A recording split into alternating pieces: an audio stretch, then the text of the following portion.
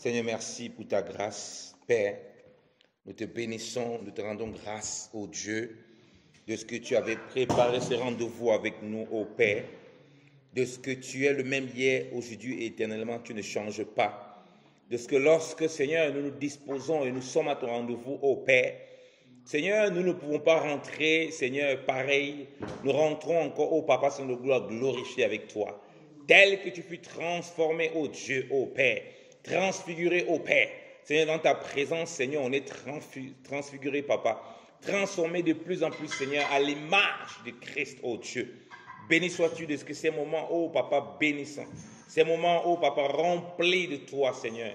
Ces moments, ô Dieu, où tu nous parles à nos cœurs. Ces moments, ô Dieu, où nous prenons encore conscience, Seigneur, de notre place, Seigneur, avec toi. Que nous puissions avancer sereinement, Seigneur. Oh, mon Dieu, mon roi, Papa, dans notre marche. Seigneur, nous pouvons marcher la tête haute, Seigneur, dans ce monde. Seigneur, pas parce que nous avons réalisé quoi que ce soit, parce que nous avons le roi des rois au Père. Seigneur, ayant le roi des rois au Dieu, qui nous peut, au Seigneur de gloire, qui peut être contre nous au Père? Si Dieu est avec nous, ô Dieu, c'est pourquoi nous marchons la tête haute, Seigneur Dieu de gloire au Père.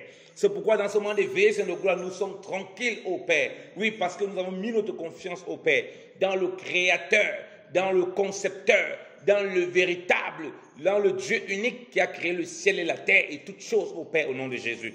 Seigneur, celui qui est avec toi, Seigneur de gloire, il est plus puissant que celui qui avait des milliers, des milliards et des milliers au Père. Car toi seul, Seigneur de gloire, tu nous suffis, ô Seigneur, parce que tu es l'alpha et l'oméga, tu es le tout-puissant. Merci encore, ô Dieu, de ta grâce encore, ô Père, de ces moments uniques, Seigneur, que tu nous accordes, ô Père, au nom de Jésus-Christ de Nazareth. Amen. Amen. Alléluia. Acclamons le Seigneur, acclamons le Seigneur. Rendons grâce au Seigneur, il nous permet d'être là, de veiller, de persévérer toujours dans la veillée, de continuer à persévérer dans notre marche. Vous savez, les veillées, ça fait partie de notre marche. Il y a tellement de versets là-dessus.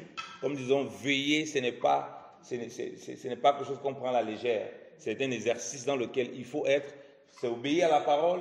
Et quand Dieu demande, comme je l'ai toujours dit et j'aime le répéter, Dieu n'a pas besoin de nous dire les bénéfices qu'on a à l'obéir. Celui qui obéit, il va vivre les bénéfices de Dieu. Parce que Dieu ne veut pas des bandits. Dieu ne veut pas des gens qui viennent parce qu'ils savent qu'ils vont avoir quelque chose. Parce que celui-là, quand il n'a pas, il abandonne. Dieu veut les gens qui obéissent et qui sont soumis.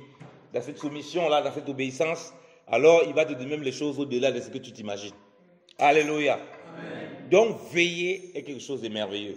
Et c'est toujours une grâce de voir des frères qui veillent. L'Église, comme de plus en plus, doit veiller, doit aimer la veillée, doit vivre vraiment la veillée, parce qu'on voit que on a une vie, notamment en Occident, où on est tellement occupé, on est tellement préoccupé.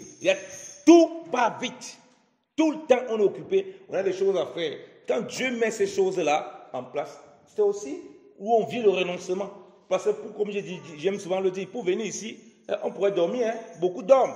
Ils auront peut-être l'occasion de venir là, mais ils dorment, ils sont en train de ronfler. Nous, on est là, c'est un sacrifice. Et c'est là qu'on apprend à se dépouiller. C'est là qu'on apprend à grandir, ce n'est pas facile.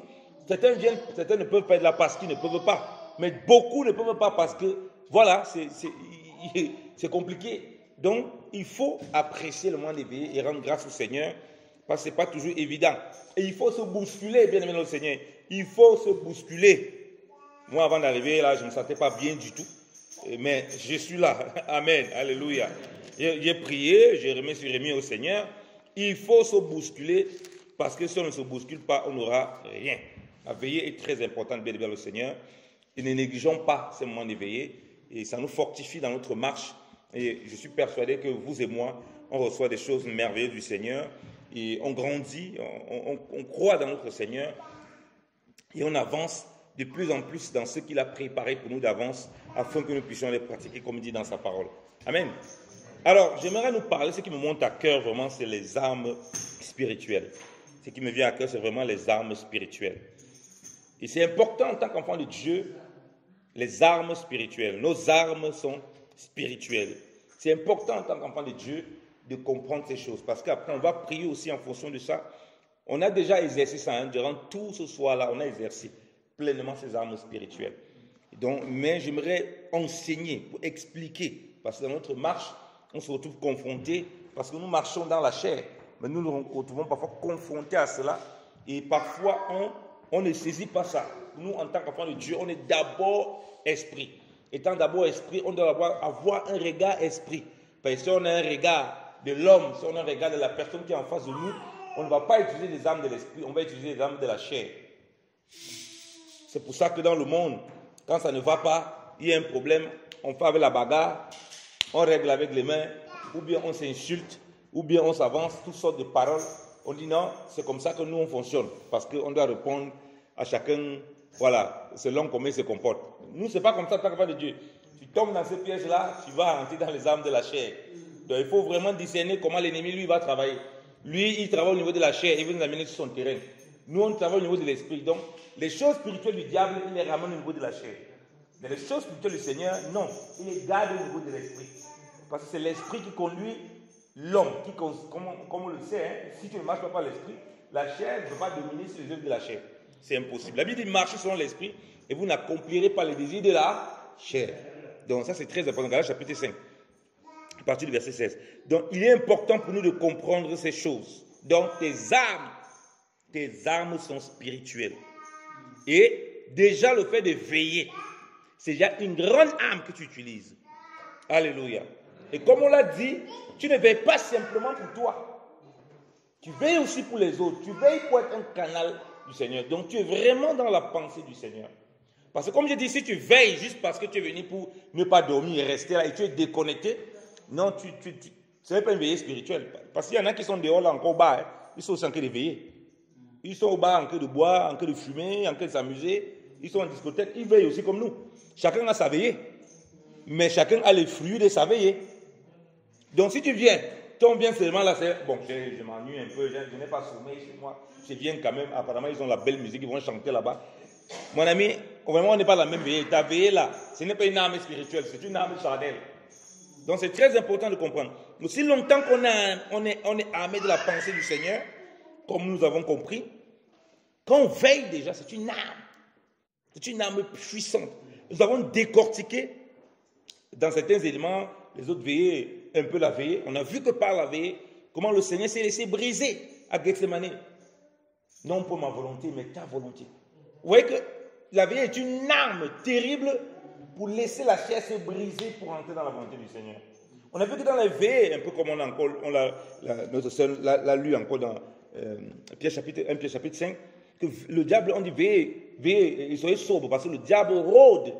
Donc on voit qu'on veille aussi parce qu'il y a quelque chose qui se passe autour de nous. Donc c'est une arme profonde que nous devons avoir. Et c'est dans ça qu'on est aussi, on est comme des sentinelles, on est veillé à ce qui se passe dans le monde spirituel. Le monde spirituel a des règles, a une façon de fonctionner, que si tu n'es pas dans cette condition, tu ne t'en sors pas. Jésus-Christ veillait beaucoup. Il veillait, il priait. Ce n'était pas pour le simple plaisir. Et nous sommes les disciples, nous devons suivre le maître. Regardez comme Pierre, comment Dieu lui révèle que les païens ont part à l'évangile. Parce que Pierre, c'est un juif qui n'est pas éclairé comme les Paul, qui n'a pas reçu le même niveau d'éclairage. Mais il était dans une telle condition qui lui permettait de comprendre les choses du Seigneur. Il va prier. En priant, vous voyez, parce que j'aime beaucoup l'âme de la prière, c'est en priant que Dieu lui parle. Dieu lui montre maintenant une figure. Par exemple, l'anextase, Dieu lui montre une figure des animaux qui semblaient être impurs sous la loi, qui ne fallait pas manger. Dieu dit que, voilà, tu manges. Il dit non, il n'a jamais rien mangé d'impur. Et quand il sort de là, il y a Corneille qui vient. Vous voyez qu'il n'a pas, s'il n'était pas dans cette disposition spirituelle, qu'est-ce qu'il aurait fait? Quoi? Un païen, je ne peux pas m'approcher de lui, parce qu'il est non-juif. Je ne peux pas manger avec lui. Je ne peux pas causer avec lui. Lui et moi, on va se parler de quoi? Il va me parler de... Il ne peut même pas rentrer chez lui parce que c'est parce qu'il va me servir à manger. Il peut me servir des choses que je n'ai pas le droit de manger. Ça devient un problème. Vous voyez que pour discerner et aller au-delà de la personne physique qu'il voyait, au-delà de la chair, il fallait qu'il soit dans une vie de prière. La prière est une âme tellement puissante. Donc là, il a eu le discernement. Et ça, c'est important. Donc, il y a des choses dans ta marche. Tu ne sais pas. Tu ne sais pas ce qui va venir demain. Mais si tu n'es pas dans la prière, tu vas chercher à regarder plutôt par rapport à la chair.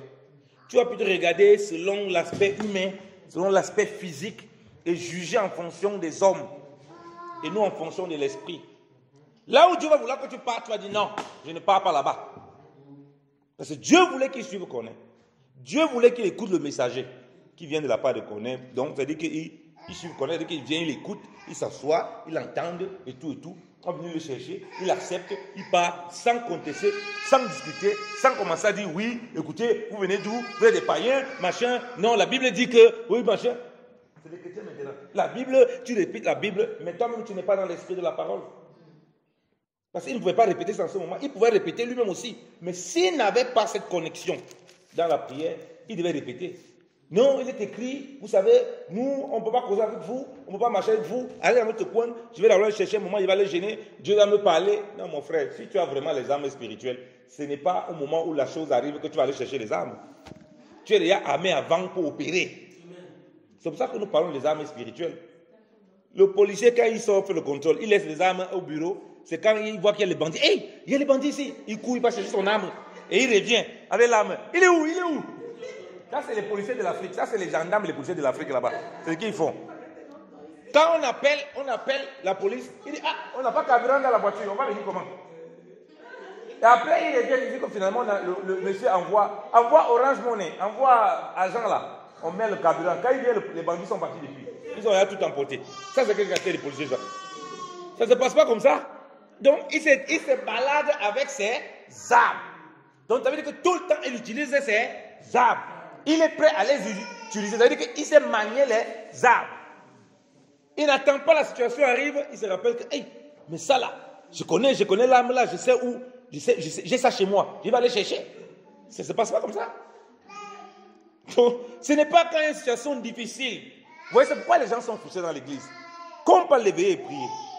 Si toi et moi, on n'est pas habitués à veiller et prier, une situation difficile se présente devant nous, qui est lourde, dont on a besoin d'être dans la veillée. On ne va pas pouvoir. Ça sera très difficile. Le gars là peut se taire un peu là, parce que là, vraiment, là il nous perturbe là.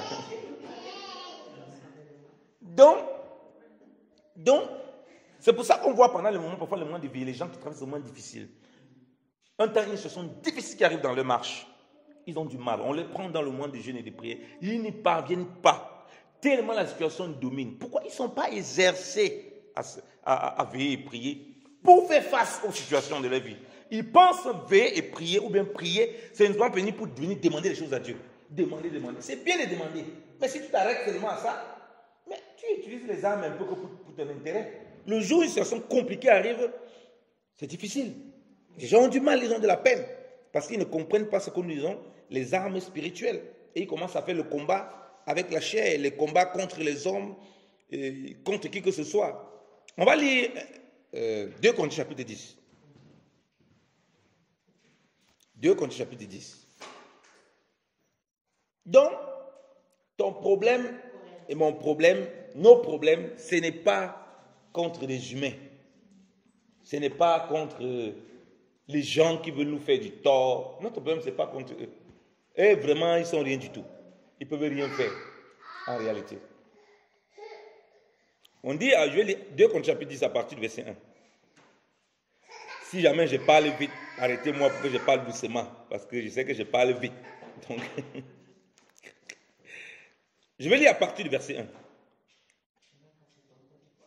Moi, Paul, je vous prie, par la douceur et la bonté de Christ, moi humble d'apparence quand je suis au milieu de vous, et plein de hardiesse à votre égard quand je suis éloigné. Je vous prie, lorsque je serai présent, de ne pas me forcer à recourir avec assurance à cette hardiesse, dont je me propose d'user contre quelques-uns qui nous regardent comme marchant selon la chair. Si nous marchons dans la chair, nous ne combattons pas selon la chair. Car les armes avec lesquelles nous combattons ne sont pas charnelles, mais elles sont puissantes par la vertu de Dieu pour renverser des forteresses. Nous renversons les raisonnements de toute hauteur qui s'élève contre la connaissance de Dieu et nous amenons toute pensée captive à l'obéissance de Christ. Et nous sommes prêts à punir toute désobéissance lorsque votre obéissance sera complète. Vous regardez à l'apparence, si quelqu'un se persuade qu'il est de Christ, qu'il se dise bien à lui-même que comme il est de Christ, nous aussi, nous sommes de Christ. Amen. Le problème qui se pose ici, dans l'église, là avec Corinthe, c'est qu'on a une église très charnelle, qui ont beaucoup de choses de l'esprit, mais qui est très charnelle. Et c'est aussi un regard que beaucoup de chrétiens ont envers les serviteurs de Dieu. Paul était un homme tellement humble, tellement simple, tellement crucifié avec Christ, que ses frères le regardaient toujours comme dans la chair. Il n'avait pas cette considération qu'il devait avoir, que c'était un homme qui était spirituel, au-delà de la façon dont il le voyait. Donc il jugeait Paul, vous savez, en fonction de comment il le voyait. Vous savez, il y a des gens qui ne m'avaient jamais vu en face. Moi, j'ai une chaîne YouTube, dont je mets des enseignements là-bas depuis 2011, qui m'avait toujours écouté, il ne m'avait jamais vu en face. Je me rappelle, un jour, je me rencontre avec un frère, il doit me prendre à la gare de Lyon, dans la gare de Lyon en France, là, à Paris. Donc, quand il me voit, il est choqué. Il me dit, quand je t'entends, parce que je t'ai toujours entendu, je ne t'ai jamais vu. Je m'attendais à voir quelqu'un qui est grand, baraqué, costaud. Je dis, ah, c'est moi tout petit comme tu vois là, comme ça. Si on souffle là, il peut tomber seulement. Donc si tu souffles seulement, elle va m'écrouler. Et plusieurs comme ça. Pourquoi? Parce que humainement, c'est comme ça que l'homme a vécu. Parce que, regardez quand l'homme pêche, la femme a vu, mais mais c'est agréable à manger, machin. L'homme marche beaucoup par la vue. Et ça, c'est l'aspect de la chair. L'homme marche beaucoup par la vue. L'homme charnel, il marche par la vue. Et donc, son regard est charnel. Ses jugements sont purement charnels. Il voit un truc, il va juger en fonction de ta chair. Donc, quand il voyait Paul, il avait du mal à mettre son autorité dans cette église. Il avait du mal à se soumettre à son autorité parce qu'il le voyait dans la simplicité de sa chair et c'est en fonction de ça qu'il jugeait. Et il trouvait que Paul est seulement fort dans les lettres, vraiment pour lui. Il est fort que seulement pour écrire. C'est rien que là où sa puissance. Et ils ignoraient qu'il avait toute cette puissance du Seigneur qui l'accompagnait, dans lequel il opérait et il faisait des choses extraordinaires que le Seigneur avait mis au travers de ses mains. Et Paul les fait comprendre que non, on n'opère pas avec la chair. Si vous me regardez en regardant la considération de la chair, vous n'allez jamais vous soumettre. Et si vous n'êtes pas capable de vous soumettre à quelqu'un qui est conduit par le Seigneur, vous ne vous soumettez pas au Seigneur. Et c'est aussi comme ça qu'on voit que vous vivez toujours dans la chair et toutes sortes de disputes, des choses où ils se querellaient, ils se portaient les procès les uns. Vous mangez dans l'église, les gens se portent les procès les uns les autres. C'est ce qu'on voit dans les églises aujourd'hui. Dans la même église, il y a au moins 10 procès des frères entre eux et les autres. Chacun, ils ont fait des problèmes. L'argent est monté, c'est descendu. On voit même dans l'église, un frère qui est venu porter plainte à une soeur. La soeur avait pris 25 000 francs, ben c'est combien d'euros? On ne sait pas comment. Vous avez fait ça derrière là-bas. Maintenant, vous amenez ça pour que nous on fasse quoi? Vous amenez ça devant les anciens. Nous on fait quoi maintenant de ça? Parce que c'est ça. Les gens sont dans la chair. Il n'y a aucune considération pour les anciens. Parce qu'il y avait une considération pour les anciens, ils avaient compris que nous marchons par l'esprit et nos âmes sont spirituelles. Tu ne vas pas voir parce que lui il ne connaît pas, par exemple, les entreprises. Et tu vas dire non, comme il ne connaît pas, je ne vais pas lui demander un conseil. Non, ça reste un homme spirituel. Il faut faire très attention. Il n'a pas été mis au hasard. Il voit des choses que peut-être tu ne vois pas. Dieu t'a peut-être donné la capacité d'avoir des sous, faire des choses, mais il a une longueur d'avance que toi tu ne vois pas. Et voilà comment cette église-là, 1 Corinthiens chapitre 6, on dit là-bas, il se portait les procès. Alors que la Bible dit qu'aucun don ne manquait à ces personnes. Donc les dons spirituels, tu peux être dans la chair. Ça ne sert qu'à vous détruire. Parce que vous n'avez pas les âmes spirituelles, vous avez les dons. Parce que le don devient une âme aussi longtemps que tu vis la vie de l'esprit. Sinon, ce n'est pas une bonne âme, c'est une âme contre toi, au fait. Parce que c'est ce qui se passe à Corinthe. 1 Corinthiens chapitre 1, on dit qu'aucun don ne le manque. Mais regardez l'état de l'église, au point où il conteste même Paul. Que le gars, s'il est seulement fort dans les lettres, il parle quoi là-bas? Il est obligé, quand il est auprès d'eux, d'être très ferme avec ses frères, parce qu'ils n'ont pas cette considération. Et on voit que les chrétiens de Philippe, ils avaient une grande considération pour Paul. Et même les Galates qui étaient un peu rebelles, la Bible dit qu'ils ont reçu Paul, Paul dit qu'il m'avait reçu comme Jésus-Christ lui-même. Comme un ange, comme Christ lui-même, malgré mes faiblesses. C'est-à-dire qu'il ne voyait pas Paul dans sa chair. Il voyait l'esprit qui était derrière. Et quand les chrétiens ont compris ça, je vous assure, dans leur propre marche, le regard change sur les gens. Mais quand tu vois quelqu'un, même qui va t'attaquer, ne le vois pas lui. Qu'est-ce qui l'anime? Quel est l'esprit qui le porte à faire ça? Mais si tu es resté au niveau des personnes, et si tu veux rester les considérations au niveau des personnes, voilà pourquoi tu peux voir d'une entreprise quelqu'un qui va même te soutenir. Ne crois pas quelqu'un qui est haut placé. Lui, il ne va rien faire. Parce que si je regarde l'apparence, ah oui, je connais le directeur, comme les païens font, je vais être ami avec lui, demain il va me placer. Tu vas voir, toi tu ne connais personne, on te prend de nom là-bas, on te met là-bas. Parce que toi, ton niveau, ce n'est pas le niveau. Ton niveau au niveau de l'esprit. Alléluia. Si Dieu veut que tu sois là-bas, Dieu va faire, tu traverses tout le monde. On te met là-bas, tout le monde s'étonne, mais il a fait comment? Elle a fait comment? Il a fait comment pour être ici? Parce que tu n'es pas dans le cercle des fumeurs, dans le cercle des sorciers, dans le cercle des magiciens, parce que tu es dans le cercle de l'esprit. Alléluia. Et c'est lui qui dicte toutes choses. Donc, on a du mal à utiliser les armes spirituelles parce qu'il y a cette défaillance que je dit. Humainement, on est porté beaucoup par l'apparence. Si quelqu'un rentre ici, sa façon dont il est habillé, vous tous ici, s'il est bien, genre, on aurait un regard sur lui, un genre, comment il peut venir comme ça à l'église? Il vient, son pantalon est presque baissé, sa tête est un genre bizarre. C'est le réflexe humain. Mais nous devons voir au-delà de ça. Et ce n'est pas quelque chose qui est facile. C'est quelque chose qui est très difficile. Voilà pourquoi j'ai insisté dans la prière, qui est une arme redoutable pour nous faire sortir de cette conception-là. Bien-aimés dans le Seigneur.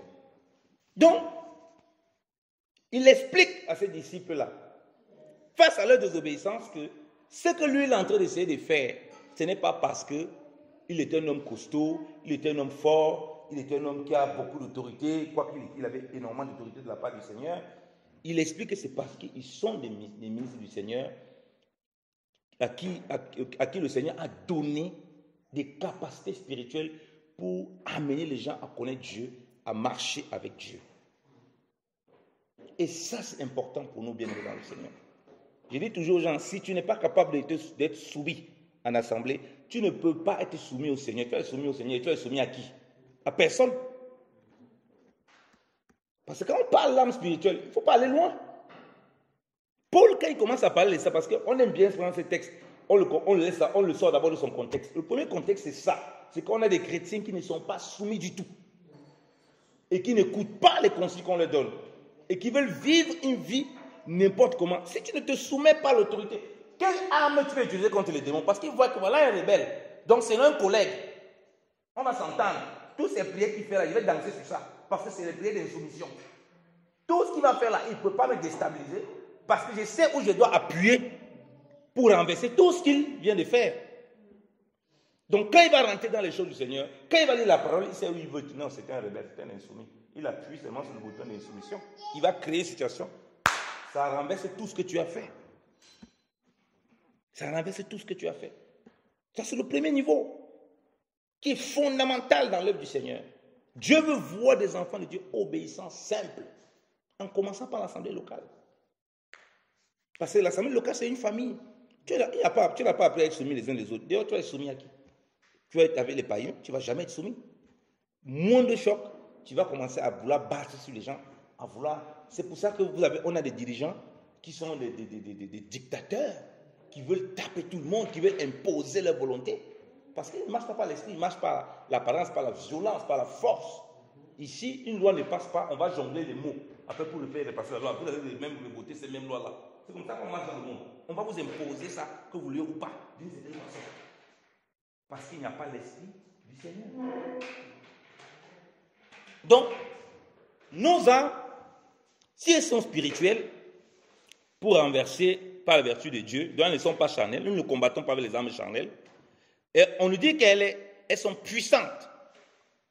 Dans les armes du Seigneur qui nous a données, j'insiste, comme il dit sur le plan de la prière, la Bible écrit.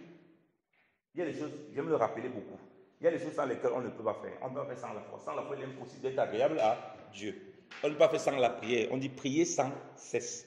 Donc ça va ensemble. Quand il parle de prière, il s'agit bien ici d'un homme de foi, pas un homme qui prie juste pour prier, qui a la foi dans le Seigneur. Donc les armes sont puissantes par la vertu de Dieu, et les armes permettent de renverser les forteresses. Si on parle de forteresse, ça veut dire que le monde entier que nous voyons, les choses qui nous entourent, bien aimé au Seigneur, on est loin d'imaginer à quel point les choses sont enracinées avec une de ces profondeurs dans la vie. Donc, Dieu sait que c'est uniquement par lui, par sa vertu, qu'on peut renverser ces forteresses. Voilà pourquoi, quand tu vois quelqu'un qui n'accepte pas l'évangile, bien qui te combat, si tu n'as pas le combat dans la prière, tu vas rentrer dans son jeu. Tu vas rentrer dans son jeu. Parce que l'ennemi connaît, bon, celui-ci, il aime, dans le monde, il aimait beaucoup la bagarre. C'est un ancien bagarreur. Vraiment, il pratique les arts martiaux. Dans le monde, il met un peu le choc. Donc lui, là, il aime un peu le choc. On va mettre quelqu'un qui va un peu le provoquer, là. On va voir comment son Jésus bagarreur va sortir maintenant. Et puis, il a ruiné. Ah, tu fais ça, tu as bagarré, c'est fini. Tu as ruiné tout. Tu as ruiné tout. Il t'amène sur le terrain qu'il faut. C'est une forteresse terrible. Il sait que les gens autour de toi. Mais si tu t'arrêtes, tu regardes seulement aux hommes, tu vas tomber dans ce piège. Donc, toi, sachant que tes armes sont spirituelles, les armes des autres sont charnelles, il va vouloir t'amener que là où tu m'amènes, là, tu ne vas pas m'amener. C'est normal qu'il t'amène là-bas, c'est son plan.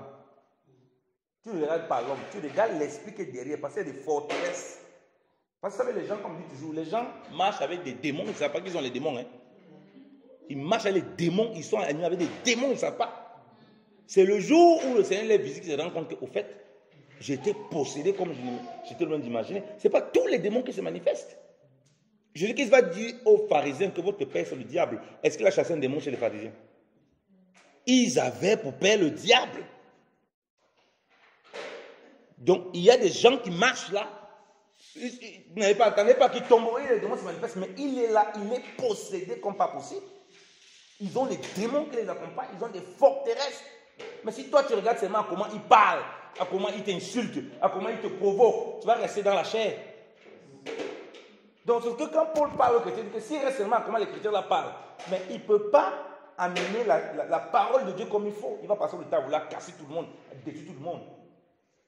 Voilà pourquoi un serviteur de Dieu, un véritable homme de Dieu, si les gens ne sont pas soumis, il n'a pas à les imposer quoi que ce soit. Il n'a qu'à rentrer dans la prière. Alléluia. Parce que c'est Dieu qui établit. On ne force pas. Quand tu n'es pas établi, c'est là où tu forces, tu vas imposer. Si les gens n'écoutent pas, remets-le au Seigneur. S'il t'a appelé, lui, il va prier les cœurs des gens là. Comme la Bible dit, il tient le cœur de l'homme entre ses mains. Il incline où il veut selon sa volonté. Parce que tes armes sont spirituelles. Quand ce n'est plus le cas, tu commences à avoir les armes charnelles. Tu vas maintenant commencer à te servir du pupitre pour régler tes problèmes avec les gens. Pour taper les gens au travers de la parole maintenant. Que bon, tu m'as provoqué en semaine, on va attendre le dimanche, tu vas voir. Prépare-toi, c'est le message, ça sera sur toi. Et c'est ce que malheureusement les gens font. C'est pas bon. Ou bien, celui qui s'occupe de l'intercession, qui a l'intercession, la sœur a un problème avec un frère. Le frère va voir que tous les prières sont sur lui maintenant. Tous les prières, Seigneur, vraiment, tu connais les gens qui provoquent comme ceci. Ah, tu pries fort, comment tu connais les gens. Ah, tu as eu une parole avec ton frère, va t'asseoir, tu résous avec lui. Une des armes que le Seigneur t'a donné, c'est le dialogue, il t'a donné la parole. Elle est puissante. Va, tu causes avec le frère, tu laisses. Tu dis qu'il va voir ça dans les prières ce soir, il va voir. C'est comme ça qu'on passe le temps à se faire la guerre inutilement, parce que ça devient un combat de personnes, alors que nos armes sont spirituelles. Et elles renversent les forteresses. Ça veut dire que si toi tu te lèves contre les forteresses, sois-en sûr.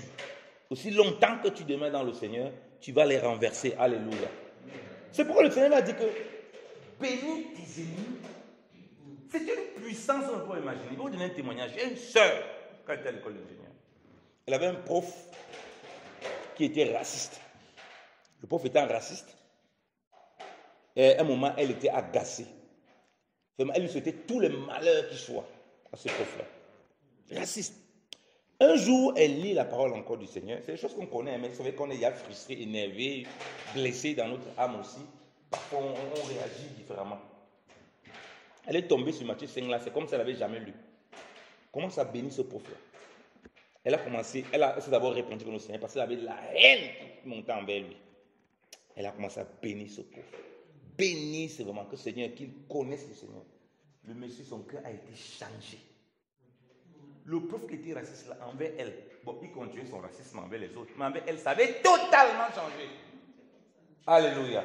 Au point où, après les cours, c'est lui qui prenait encore le temps pour lui expliquer la matière. Tout le monde était dit, qu'est-ce qui s'est passé entre temps? Qu'est-ce qui n'a pas joué? Vous voyez que le prof est devenu même son ami. Il a été touché. Non seulement Dieu l'a préservé, elle, que son cœur ne s'emballe et qu'elle tombe dans la haine et qu'elle tombe dans les armes de la chair. Il a touché quelqu'un pour mettre à sa disposition. Donc quand tes armes sont spirituelles, l'avantage des armes, comme je dis, c'est qu'elles te protègent d'abord toi-même. Ce n'est pas seulement une arme, tu peux renverser les forces de l'ennemi, toi-même tu n'es pas protégé, sinon tu vas t'attaquer. Parce que c'est pour ça qu'on dit quand tu vas dans le combat spirituel, si tu veux renverser, tu peux attaquer un endroit, toi-même tu n'es pas bien gardé, on va t'attaquer, on va te tuer. Alors que si tu es bien protégé, tu pars, tu détruis quelque chose, il n'y a pas de problème. Les gens qui ont vu que la maison est détruite, ils ne peuvent pas t'attaquer parce qu'ils voient que toi, tu es armé jusqu'aux dents. Reste alors, tu n'es pas armé. Ils vont voir qu'il n'est pas armé. On va lui tendre un piège. Donc, pour que les armes restent spirituelles, non seulement offensivement, aussi défensivement, il faut qu'on soit vraiment dans la parole, en toutes choses, et qu'on comprenne que ce n'est pas un combat de personnes humaines. On est à un autre niveau, nous. Quand les gens veulent t'amener dans la chair, ce n'est pas à ce stade. C'est pourquoi le Seigneur Jésus a dit que tu sais que moi j'ai le pouvoir, tu n'as aucun pouvoir, tu n'as quel pouvoir. Et le pouvoir, il peut te livrer, il peut te livrer, tu n'as aucun pouvoir. Si c'est rien de faire, tu ne peux rien faire. Donc, tu vas te donner que tu entres les mains de quelqu'un, il n'a aucun pouvoir. La personne là, il n'a aucun pouvoir. Ne cherche pas à te casser, prie, confie-toi au Seigneur. Il n'a aucun pouvoir. Tu sais que je peux te faire vider, tu ne peux pas me faire vider. Tu vas commencer à avoir peur. Tu commences à faire des prières dans la peur, dans le doute. La Bible dit que celui qui doute ne peut recevoir de Dieu. Tu commences à avoir les prières bizarres. Empêche de me virer. Il va te virer. Si Dieu veut qu'il te vire parce que Dieu a un projet pour toi, laisse-le te virer. Dieu va te mettre où il veut que tu sois. Et lui-même qui va encore te voir où tu es, il est étonné. Elle a fait comment pour rebondir là-bas? Parce que tu es un homme et une femme de foi et tu connais les armes que toi tu utilises. Lui n'est qu'un instrument. Il ne peut pas te déstabiliser pour te faire peur. Là, il va te virer, mais tant que tu commences à avoir peur, tu commences à être un béni oui au travail. Il t'amène à faire les choses frauduleuses, tu fais parce que tu veux garder ton travail. Tu n'es plus dans les armes de l'esprit. Et dans les armes, là, il y a la vérité. Tu dois être vrai dans le Seigneur. Tu dois être vrai dans le Seigneur. Et ça, c'est une arme puissante. Vrai. Joseph combattait, il gardait. On l'accusait pour rien. Il était toujours inébranlable dans sa foi envers le Seigneur. Il s'attendait toujours au Seigneur. Et là, tu ne regardes plus aux hommes comme dit. Nous regardons beaucoup l'apparence. Même Samuel, le prophète, est tombé dans ces pièges. Vous connaissez l'histoire de Samuel? Dieu dit que va dans la maison d'Isaïe là-bas. Le gars part, il regarde, il savait que pour être roi, baraqué, costaud, musclé, je ne sais pas quoi, avec les grosses cuisses comme ça, les mollets, grand baraqué, vraiment, lui, il arrive comme ça, il commence à lire. Non, toi, tu dis, mais mon ami, tu pars où là? Et calme-toi. Ouais, un prophète, il est quand même capable de faire ça. Ça, c'est la figure de ta vie, de ma vie. Hein. Parce qu'on parle, on voit Samuel, c'est nous qu'il s'agit. Pressé, il a bien écouté la voix de Dieu, on va là-bas. Mais lui-même, il a commencé à vouloir faire le tri. Là-bas, parmi les costauds. Il dit, non, mon frère, les costauds ne font pas partie. C'est ça, les costauds ne font pas partie. Bon, ils sont musclés, mais laisse-les de côté. Quelqu'un peut venir, il parle bien. Ça ne veut pas dire qu'il doit prêcher, ça ne veut pas dire qu'il doit parler. Il faut le faire taire. Lui, toi, tu n'as rien à faire ici. Dieu, tu regardes, tu ne sais pas l'esprit, tu n'as pas quelque chose de Dieu. Tu es seulement un bon parleur, tu n'as pas la vie. Mais l'autre vient comme Moïse, il bégaye. Quand il commence à parler, le bégaiement disparaît. Alléluia. On ne discerne pas l'esprit. Aujourd'hui, à l'église, ce n'est plus le cas. On n'utilise plus les armes spirituelles. On voit comment quelqu'un qui donne beaucoup d'argent, on cherche, il faut qu'on lui crée un poste, comme il donne beaucoup d'argent. Comme s'il va rester à l'église, il va continuer à donner l'argent. C'est comme ça qu'on mange. Ce n'est pas les armes spirituelles. C'est les armes de la chair. Et l'arme de la chair, ça produit quoi? Ça produit la mort. On a la réputation, comme l'église de ça, d'être vivant, mais on est mort. Dans les armes spirituelles, bien aimées dans le Seigneur, puisqu'elles ne sont pas charnelles, l'apparence, vraiment, on s'en méfie. Donc, on ne tombe pas facilement à regarder comment les gens, même si les choses nous semblent à nos yeux ne pas être correctes, prenons du recul pour prier. Parce qu'on peut se tromper, on peut vite juger. Alors que ce n'est pas comme ça que le Seigneur veut qu'on fasse. Joseph l'a vu. Joseph l'a aussi fait. Il voit son père qui impose les mains à ses deux fils. Ephraim et Manassé. Il ne comprend pas. Il dit non, il faut changer. Il dit que je sais qui est l'aîné, qui est le plus petit. Ce n'est pas toi qui vas m'enseigner. Il sait ce qu'il faut faire. Il a regardé l'apparence, on dit que non, c'est l'aîné qu'on doit prendre. Il ne comprenait pas le mystère de Dieu lui-même. Là, concernant Ephraim et Manassé, il y a des choses qui l'échappaient. Parce qu'il a regardé l'apparence, il n'a pas dit, mais papa, quand tu finis ça, après, dis-moi un peu, qu'est-ce que tu es tenté de vouloir faire? Tu vois ton père, lui qui t'a instruit dans la foi, qui est avancé que dans la foi, même si à un moment il est un peu fait un genre là, tu le vois faire quelque chose, tu ne comprends pas. Reste d'abord tranquille. Après, tu peux te poser les questions. Tu veux l'empêcher de faire ça, tu sais qu'il fait quoi? Tu sais qu'il a fait bénir Ephraim, pourquoi là? Tu ne sais pas. La portée prophétique, on aura peut-être l'occasion, juste Dieu permet, de parler de toutes ces choses-là. Donc, il ne regarde pas l'apparence, il va empêcher. Ce n'est pas comme ça avec Dieu.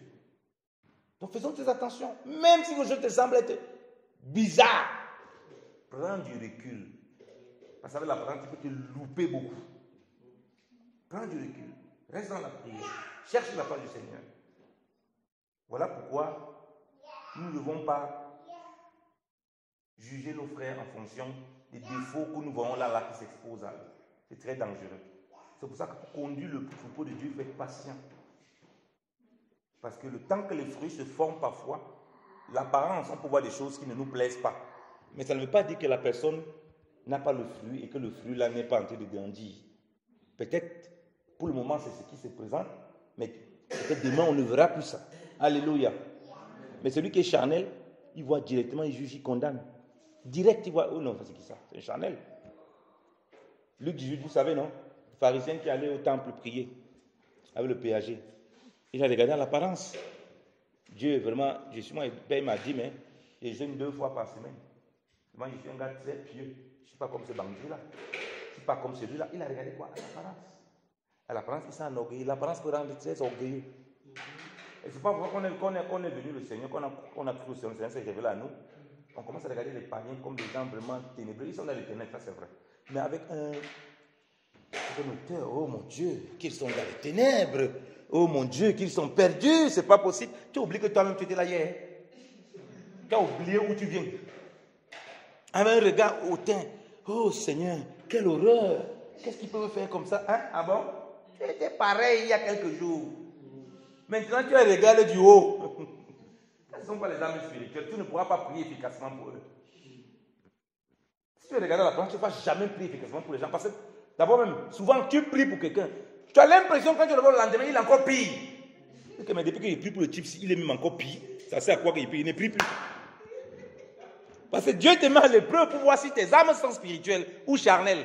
Parce que quand les âmes sont charnelles, on regarde à la vue.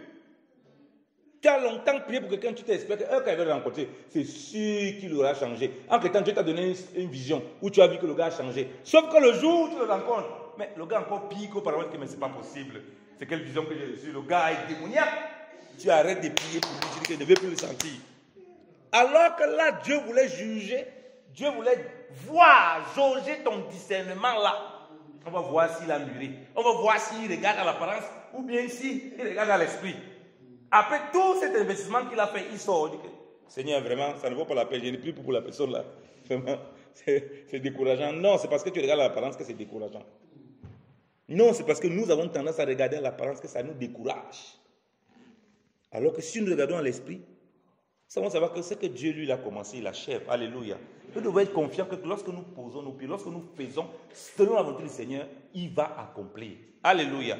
Mais sauf que entre le moment où nous prions et la manifestation, il y a quelque chose qui se passe entre temps qui peut nous étonner sur le plan humain. Mais nous nous attendons pas à ça. Mais si nous attendons à ça seulement sur le plan humain, on va être déçus. Et on va aller dans les âmes de la chair, on va vouloir imposer. Voilà, les femmes dans le foyer, le mari n'écoute pas l'évangile. Elle va aligner les Bibles partout dans la maison. Il ne va pas croire l'évangile parce que tu as aligné les Bibles partout. Ça ne sert à rien. Tu vois, il n'écoute pas. Sème dans la prière.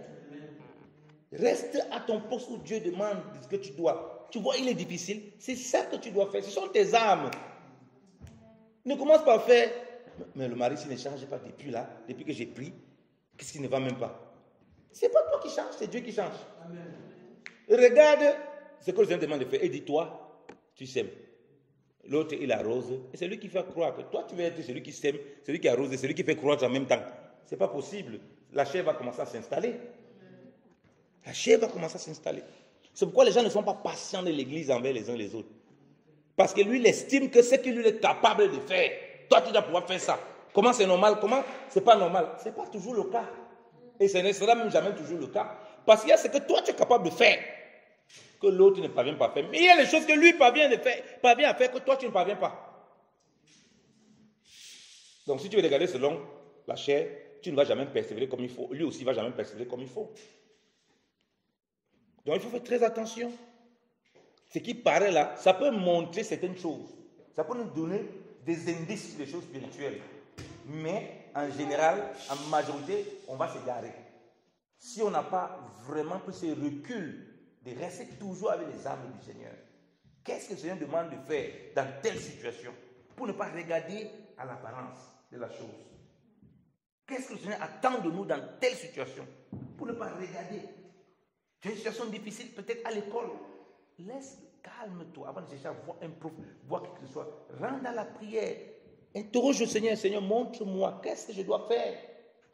David, on vient, on prend tout le peuple à Ticlac, on ramasse tout. Ces hommes-là veulent le lapider, ces 400 hommes veulent le lapider. Mais il demande au Seigneur, est-ce que je dois aller suivre ces gens pour récupérer le peuple? Voilà un homme qui connaît les armes spirituelles. Il ne se dit pas que de toute façon, j'ai une grande armée, je suis très puissant, je vais aller les chercher. Ce n'est pas comme ça. Là, ces armes charnelles, ce n'est pas parce que tu utilises la puissance que Dieu t'a donnée que tu ne demeures pas charnel. Comme il dit, une arme spirituelle, tu peux l'en faire, elle peut devenir une arme charnelle parce qu'elle ne sait que tes intérêts propres. Et tu ne sais même pas ce que le Seigneur attend de toi. Dieu lui dit que oui, poursuis-les. Je vais les rattraper, tu vas les rattraper, tu vas les tous les défaire. Parce que c'était comme ça que Dieu voulait qu'il marche. C'est comme ça que Dieu veut qu'on marche. Donc c'est important pour nous de comprendre cela. Nos armes ne sont pas charnelles. Elles sont puissantes pour renverser les forteresses. Soyons donc les enfants de Dieu soumis au Seigneur. Soumis les uns les autres, comme c'est écrit dans 1 Pierre chapitre 5. Soumis à l'autorité dans le Seigneur. Et on verra le Seigneur lui-même nous accompagner, nous donner tout le temps le discernement dans chaque chose. Utilisons tous les armes que Dieu nous a donnés pour sa gloire, pour la gloire du Seigneur, pas pour notre propre gloire. Ne regardons pas l'apparence. Selon l'apparence, on va beaucoup mépriser les gens. On va beaucoup. Je sais que ce n'est pas toujours facile. Vous savez, beaucoup d'endroits où je suis allé, moi je suis toujours, comme vous voyez, je suis très simple. J'ai toujours connu le Seigneur dans une simplicité. Je venais, je commence à faire le protocole, nettoyer. Les gens, certains me connaissent. Les gens qui étaient là, ils ne me connaissent pas. Ils ne m'ont pas entendu parler. Ils ne connaissent même pas ce que je suis capable de dire. Et beaucoup me tenaient, me prêtaient comme le torchon. Mais je rigolais. Ils me donnaient des ordres sans aucun respect. Parce que tu peux même demander à quelqu'un de faire quelque chose, tu as un petit respect. Toi, va prendre là-bas. Toi, va faire comme ceci. Ah, j'ai parti aussi comme si de rien n'était. Et je disais aux autres serviteurs de Dieu qui étaient là, qui connaissaient, qui voulaient les faire taire que non, taisez-vous, laissez. Ils ne savent pas ce qu'ils font. Parce qu'ils ont grandi comme ça. On regarde les gens par l'apparence. S'ils étaient venus de façon pompeuse, j'avais demandé aux autres anciens qui sont là, présentez-moi comme ça, comme tel, tel. Les frères seront comportés en fonction de comment on m'aurait présenté. Et ce n'est pas bien. Ça, c'est l'hypocrisie. C'est ce qu'il y a dans l'église. Parce que les gens ne sont pas là, ils regardent à l'apparence. Dès qu'ils m'ont entendu parler, c'est la repentance qui s'installe dans leur cœur. Pourquoi? Parce qu'on marche beaucoup par l'apparence. Et même dans l'église, c'est un vrai problème. Il n'y a pas ce discernement, ce recul. Nos âmes ne sont plus spirituelles, elles sont trop charnelles.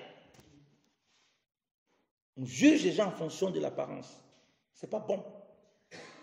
C'est un vrai problème dans l'église. Quelqu'un est un peu huppé, on le prend, on le met dans les bonnes dispositions. Ça, c'est l'esprit des sectes. Ça, on sait que non, il a plan champion, on lui donne des responsabilités dans l'église. Ce n'est pas comme ça. Tu vas voir quelqu'un qui... Je vais finir par un témoignage. Un serviteur de Dieu. Ça, c'est un serviteur de Dieu qui me donne ce témoignage. Un pasteur qui priait beaucoup. Et Dieu lui montre, quand il a prié, des récompenses. Dans son songe, il y avait des récompenses. Il lui montre une sœur qui prie beaucoup dans l'assemblée. Elle est dans un petit coin. On ne la connaît pas. Elle est tranquille, calme. Elle prie beaucoup. Il montre le pasteur maintenant que Dieu a mis 2 colonnes de récompenses. Il voit un endroit où il y a beaucoup de récompenses. Et un endroit où il y a peu de récompenses comme ça. Le pasteur dans le songe court pour aller vers les grandes récompenses. Le Seigneur dit hey, arrête-toi. Ce n'est pas pour toi là-bas. Pour toi, c'est le petit qui est là-bas. Il dit mais comment ça? Il dit mais comment ça? Il dit que tu vois les gros tas de récompenses ici. C'est la sœur que tu vois dans l'église. Il lui montre la sœur, il lui montre comment elle est en train de prier. Tout ça dans le songe. Hein. Vous savez ce qu'il fait? Il n'a rien compris de ce que le message que le Seigneur a donné. Il sort, il vient, il donne témoignage. C'est pour ça que j'aime beaucoup cette histoire que le serviteur de Dieu m'avait racontée. Il dit à la sœur, quand il vient, il donne le témoignage au pasteur, il dit à la sœur, il veut maintenant établir la sœur ancienne. Il veut donner une responsabilité. La sœur a refusé. Elle a dit qu'elle connaît sa place où Dieu l'a mis. Qu'elle veut faire son travail dans le lieu secret comme Dieu l'a demandé de faire. Alléluia. Et elle ne s'est pas laissée corrompre parce que le pasteur est venu. Donc lui-même n'a pas compris le son. Donc il est poussé par quoi? Ses âmes ne sont pas spirituelles. Désolé. Même après le songe, il fait une bêtise, il veut lui donner un rôle. Pourquoi les gens font ça? C'est pour ça qu'à l'église, beaucoup de gens ne sont pas à leur place. Beaucoup de gens, il faut les arrêter, les fouetter, même les faire taire, les amener peut-être à la police même. Parce qu'ils fatiguent les chrétiens. Bon, ça ne va pas. Parce que l'apparence, on regarde il n'y a plus ce discernement spirituel, il n'y a plus ces armes spirituelles. Quelqu'un se lève par sa propre envie, ou non, tel là vraiment, il est bien, il peut avoir tel rôle. Tu as vérifié qu'il est vraiment, il doit être là. Il ne faut pas voir comment il parle seulement bien, il ne faut pas voir comment il donne bien l'argent, il ne faut pas voir comment il est gentil avec toi. Il est gentil avec toi là maintenant. Dehors, tu ne sais pas comment il parle de toi. Dehors, tu ne sais pas comment il parle de toi. Devant là, il fait vraiment, vraiment le soumis, mais dehors, le pasteur là, il veut le déstabiliser, ça c'est rien. Il veut prendre sa place. Tu ne connais pas les motivations qu'il anime. Comme on nous a parlé de motivation. Donc voilà pourquoi, bien aimé le Seigneur, nos âmes ne sont pas charnelles. Elles sont spirituelles parce que nous sommes des hommes et des femmes spirituelles. Donc, je vais m'arrêter là. J'aimerais qu'on prie. On prie vraiment que Dieu nous éclaire afin que nos choix, nos décisions, notre regard par rapport aux situations que nous traversons, par rapport à l'Église, ne soient pas charnels. C'est-à-dire qu'on ne regarde pas l'apparence. Parce que quand Paul parle de charnel ici, comme on l'a vu, il parlait de l'apparence, parce qu'on le jugeait en fonction de son apparence, comment il était. Et il comprenait que c'était les hommes charnels. Les hommes dans le monde, ils regardent à l'apparence. Et ce n'est pas notre cas. Lèvons-nous, prions, bien dans le Seigneur. Prions, oui, on voit l'état de l'Église. On voit vraiment comment nous regardons. Nous avons le mépris pour nos soeurs, pour nos frères, pour des serviteurs de Dieu, même pour des anciens, pour des personnes, parce qu'on regarde leur accoutrement, parce qu'on regarde leurs moyens financiers, parce qu'on regarde leur beauté physique, parce qu'on regarde ce qu'ils peuvent apporter physiquement. Seigneur, merci encore au Père pour ta grâce, oh Dieu. Seigneur, merci pour ta visitation, oh Papa, Seigneur. Oh, ce soir, Seigneur, nous voulons encore au Père prier au Seigneur de gloire. Glorifier ton nom, oh Seigneur de gloire. Seigneur, merci pour ta grâce, Seigneur. Merci encore au Père. Seigneur, nous remplis de ton esprit, oh mon Dieu, mon roi Papa. Seigneur, nous avons parfois utilisé des armes charnelles, oh Dieu, liées à l'apparence de gloire. Cette apparence qui nous faisait ne pas considérer, oh Papa, nos frères et sœurs tels que tu veux qu'on les considère. Cette apparence qui nous faisait ne pas considérer les anciens, oh Père, tels que tu voudrais qu'on les considère. Cette apparence qui voudrait, oh Dieu, qu'on considère les gens dans le monde, oh Papa, Saint de gloire, selon que toi tu veux les considérer, oh Dieu. Cette apparence, oh Père, qui nous a fait, oh Papa, combattre parfois dans la chair, face aux difficultés, oh Père, face aux situations, oh Dieu, oh Papa Saint de gloire, que nous avons rencontrées, oh Père, Seigneur, dans le monde, oh mon Dieu, mon roi, dans notre marche, oh Dieu.